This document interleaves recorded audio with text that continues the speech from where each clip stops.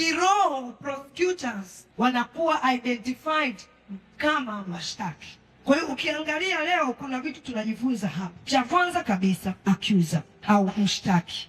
Na mshtaki huyu mshtaki asubuhi na mchana. Leo tunataka twende tuombe. Leo unapaswa kumuangusha chini huyo mshtaki, mwendesha mashtaka. Usimchanganye kabisa. Hawa ni accusers. Kazi yao ni kupeleka mashtaka au raise case juu ya mtu. Kilichopelekwa wameshakipokea, wao kazi yao ni kuandika faili yenye evidence so that hiyo accusation iweze kustand na nini? Evidence. Yamkini hapo ulipo na ulipofikia ni mashtaka.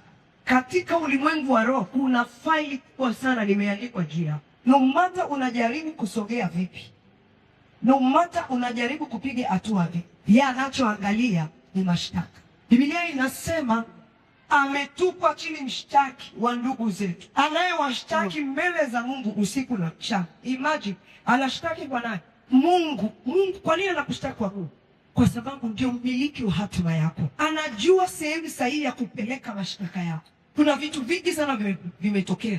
Kuna watu sasa hivi mnatembelea mashtaka kutokana na background za koo mlizotoka, na umeandikiwa mashtaka kwa sababu yule aliyefanya kosa aliapa kiapo kwamba hiki kitu tutaendelea kufanya kizazi na kizazi.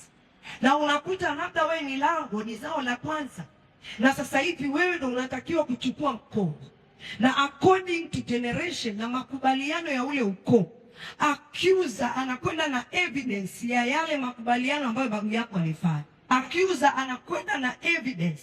Actually, accuser analijua neno. Ni kama vile ambavyo mwendesha mashtaka anajua law, anajua vifungu vizuri sana.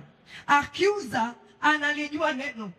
Ndio maana hata Ayubu alipokuwa, kulikuwa kuna conversation kati ya devil na Mungu mwenyewe akimshtaki Ayubu, utaona alikuwa anatoa vifungu ambavyo vinaonyesha kwamba Ayubu yuko guilty. Wakati wa kusimama ni sasa.